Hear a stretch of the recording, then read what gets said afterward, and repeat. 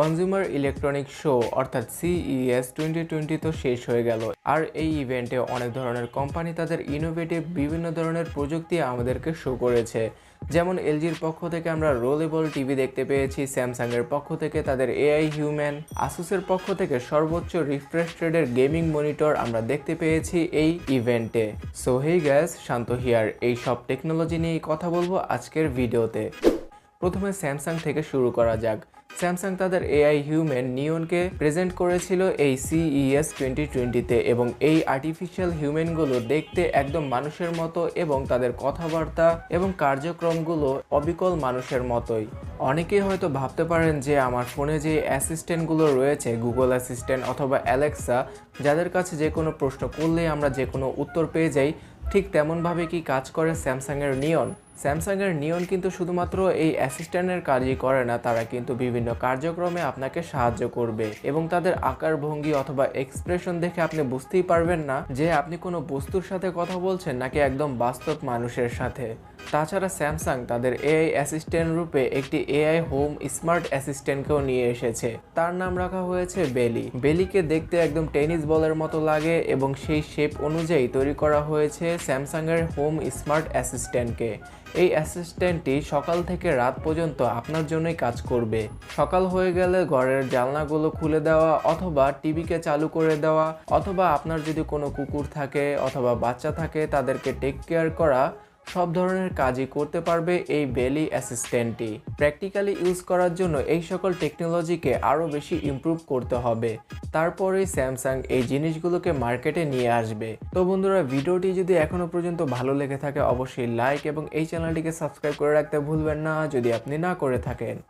তাছাড়া স্যামসাং তাদের 8K টিভিকে এই ইভেন্টে লঞ্চ করেছে এবং ফুললি বেজেললেস, অর্থাৎ টিভির চারপাশে যে আপনারা ছোট্ট একটা বেজেল দেখতে পান সেই বেজেলটিও থাকবে না এই টিভির মধ্যে।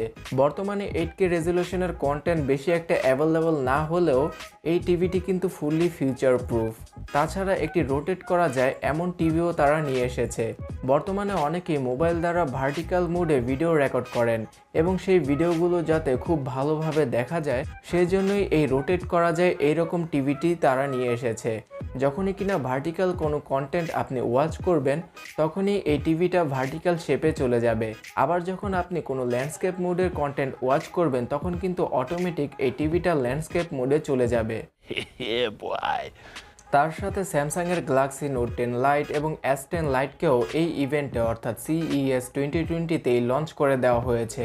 আশা করা যায় ফেব্রুয়ারি মাস নাগাদ আমরা স্যামসাংয়ের এই দুটি স্মার্টফোনকে বাংলাদেশের মার্কেটে দেখতে পাবো। সো স্যামসাংয়ের পরে এবার এলজির পালা। এলজি কিন্তু গত বছর তাদের রোলেবল টিভিকে শোকেস করেছিল, কিন্তু আনফরচুনেটলি তারা কিন্তু এই টিভিগুলোকে মার্কেটে অ্যাভেলেবল করতে পারেনি 2019 সালে। তাই বলে হতাশ হওয়ার কিছু নেই, এলজি এবারও তাদের রোলেবল টিভিগুলোকে শো করেছে এবং এই টিভিগুলো আগের জেনারেশন থেকে আরও বেশি অ্যাডভান্স। টিভিগুলোর প্রাইস রাখা হয়েছে 65 ইঞ্চির জন্য $60,000, যেটা কিনা বাংলাদেশি টাকায় 51 লক্ষ টাকার মতোই পড়ে।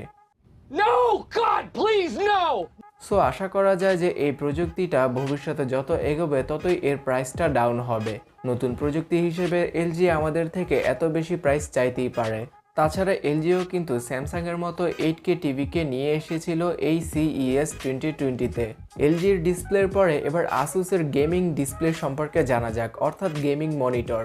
120 হার্জ 240 হার্জের গেমিং মনিটরগুলো এতদিন আমরা বাজারে দেখে এসেছি, কিন্তু আসুস তার থেকেও আরও এক ধাপ উপরে 360 হার্জের রিফ্রেশ রেটের একটি মনিটরকে লঞ্চ করেছে এই ইভেন্টে। সো বন্ধুরা, গেমিং সেক্টর নিয়ে যেহেতু কথা বলছি তাই AMDকে কিভাবে ভুলে যাব।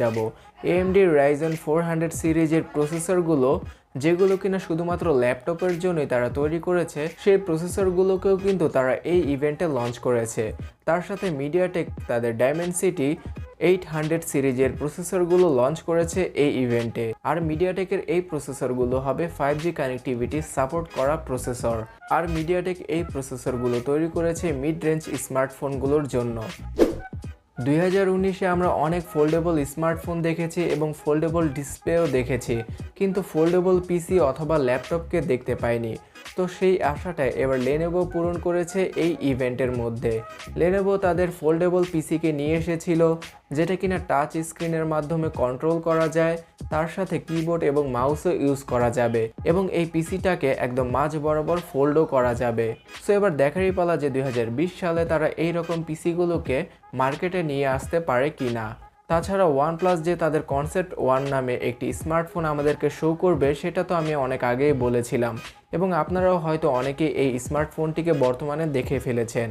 পেছনের সাইডের যে গ্লাসটি রয়েছে স্মার্টফোনটির, সেই গ্লাসটি পুরোটাই ট্রান্সপারেন্ট হয়ে যায়, আবার ক্যামেরাকেও লুকিয়ে ফেলতে পারে। এখানে ওয়ানপ্লাস ম্যাকলারেন গাড়িগুলোর মধ্যে যেই আয়নাটা ব্যবহার করা হয়, সেই আয়নার প্রযুক্তিটাই ব্যবহার করেছিল তাদের ফোনের পেছনের সাইডে। তাছাড়া ওয়ানপ্লাসের এই কনসেপ্ট ওয়ান ফোনটির পেছনে ছিল লেদারের ফিনিশ। তো বন্ধুরা, এমন টেকনোলজি নিয়ে হয়তো ওয়ানপ্লাস ভবিষ্যতে তাদের কোনো একটি স্মার্টফোনকে বাজারে কমার্শিয়ালি অ্যাভেলেবল করতে পারে। অনেক প্রযুক্তিপূর্ণ নিয়ে কথা বললাম, কিন্তু জাপানিজ কোম্পানি টয়োটা সম্পর্কে কোনো কথা বলা হলো না। টয়োটা কিন্তু এবার তাদের স্মার্ট সিটিকে কিভাবে তারা তৈরি করবে সেটারই প্ল্যান ডিসকাস করেছিল এই CES 2020-তে। জাপানিজ এই প্রতিষ্ঠানটি বলেছে যে প্রায় 2000 মানুষ থাকতে পারবে তাদের তৈরি করা এই স্মার্ট সিটিতে এবং লাইফস্টাইলের সকল ধরনের চাহিদা পূরণ করা হবে এই সব সিটিতে। আর এই স্মার্ট সিটিগুলো মাউন্ট ফুজির মতো স্থানেও তৈরি করা পসিবল হবে। সো বন্ধুরা, ভিডিও শেষ করার আগে স্যামসাংয়ের আরও দুটি টেকনোলজি সম্পর্কে আপনাদের জানানো যাক।